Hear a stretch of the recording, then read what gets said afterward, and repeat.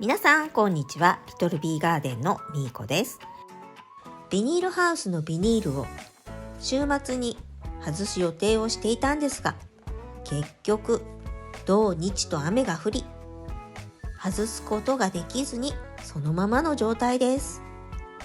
ちなみに11時半過ぎの気温は27度。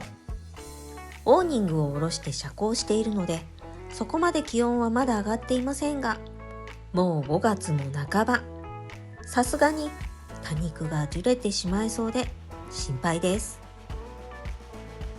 今日は2月の終わりに螺旋状に小株がたくさんついていたカバディのその後を見ていこうと思います。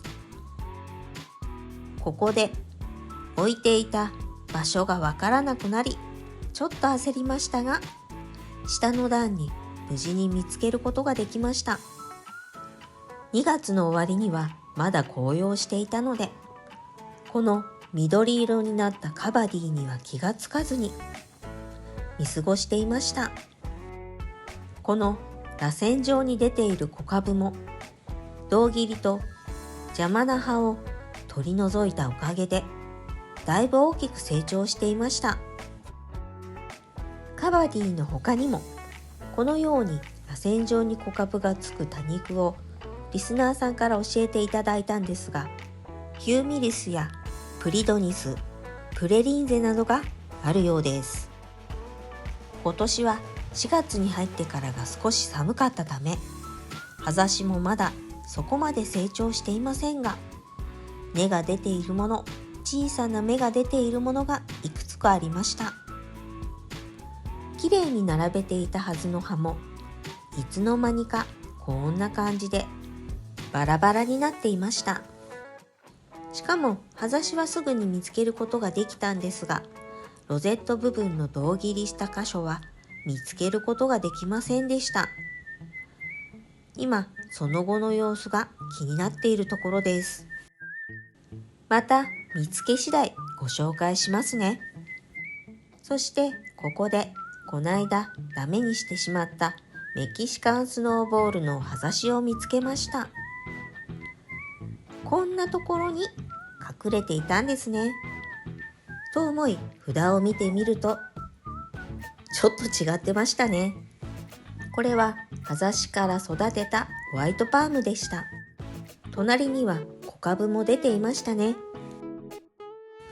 もう少し増やしておきたかったこの碧魚蓮も、今年はダメにせずにこのまま夏越しできるのか心配な多肉の一つです。そしてやっぱりありました。このマーガレット・レッピン、蒸れに弱いんですよね。毎年必ず一つはこのようにバラバラになってしまうマーガレット・レッピンがあるんですよね。今年も早くもやってしまいました。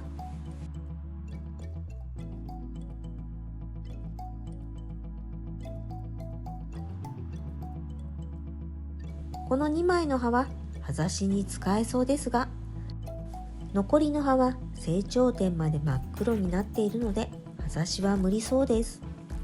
そしてその奥のこのピンク色の多肉もマーガレット・レッピンなんです。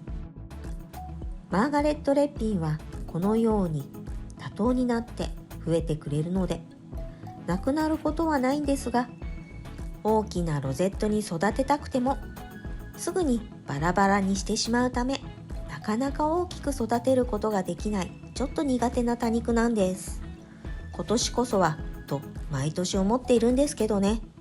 先ほどバラバラになっていたマーガレット・レッピン、じゅれている葉を全部取り除き茎をカットしてみましたが、やはり茎まで真っ黒でした。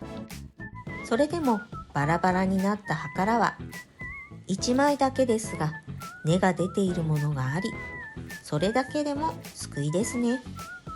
隣の小株も無事で何より。このライラックミストも胴切りしてから小株がたくさんこぶいていました。こういう多肉を見ると胴切りはやめられません。皆さんも胴切りしてお気に入りの多肉をたくさん増やしてみてくださいね。そして前回の販売会で残ってしまった多肉、こんなに可愛いんですけどね。もし欲しい方がいらっしゃいましたら、単品でもお譲りすることができるため、遠慮なくお声かけくださいね。今年は本当にどの多肉もプリプリでとても可愛いです。やはり愛媛愛2のおかげかな。そして今一番気になっているのが光合成細菌です。実はリスナーさんの中にすでに光合成細菌を使っている方がいらっしゃり、いろいろとアドバイスまでいただき、私もそのコメントを見てすぐに購入しました。そして届いたのがこちら。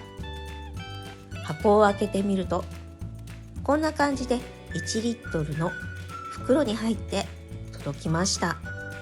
光合成細菌の液体は赤く、見た目はトマトジュースのようでした。またエピオス錠を使い培養できるということなので、調べて培養し、多肉植物や家庭菜園で育てている野菜にも使ってみたいと思います。はい、ビニールハウスに戻ってきました。そこで見つけたのがこのブルーバード。葉と葉の間がところどころ枯れているため、枯れ葉を取り、茎をチェックしてみます。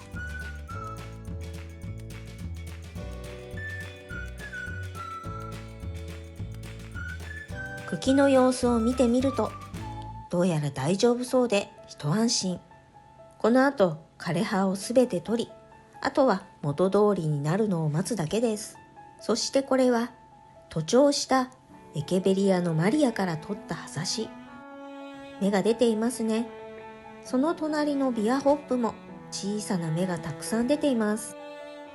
そうそう、蒸れてしまった七福神の様子もチェックしていきましょう。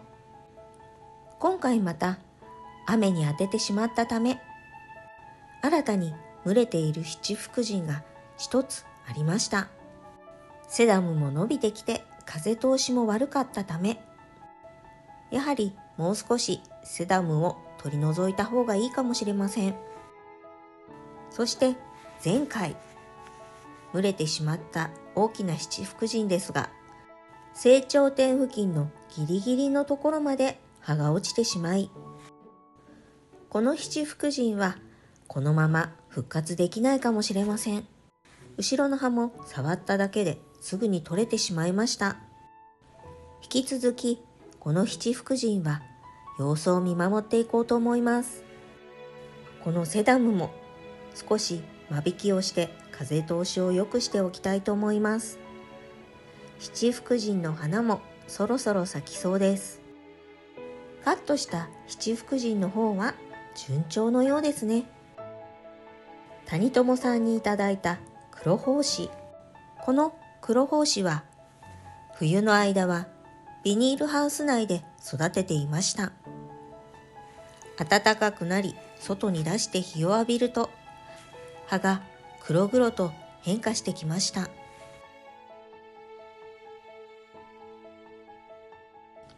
その下にあるのは火祭りです。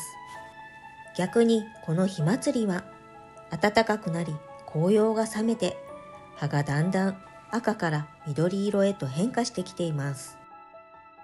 これは前回作った鳥かごの寄せ植えです。あえて雨ざらしにしていました。雨にあたりじっくりと水を吸ったので、これで少し根張りが良くなったと思います。この鳥かごの寄せ植えはもうしばらく雨ざらしで管理していきます。今年はドドランタリスの花も初めて咲き、せっかくなのでこのまま種取りに挑戦してみようと思います。去年蒸れてしまったこのパープルヘイズ、何もしなくてもまたこのように蒸れる前の姿にちゃんと戻ってくれましたね。このルビーネックレスもそうなんですが、ネックレス系の多肉はお水が好きなので、雨に当たって葉もより生き生きとしてきました。このミルクブッシュも倒してしまい、何回か枝を折ってしまいましたが、その度に下に刺していたので、刺したミルクブッシュも元気に育っていました。その他にもポイポイしていた多肉が下で元気に育っています。その隣は柚子とレモンです。はい、ということで今日の動画はカバディをはじめ気になる多肉のその後の様子を見ていきました。いかがだったでしょうか。また購入した光合成細菌を使って動画を撮っていく予定です。この動画が良かったなって思っていただけたら、高評価とチャンネル登録をよろしくお願いします。今日も最後までご視聴ありがとうございました。それでは次の動画でお会いしましょう。またねー。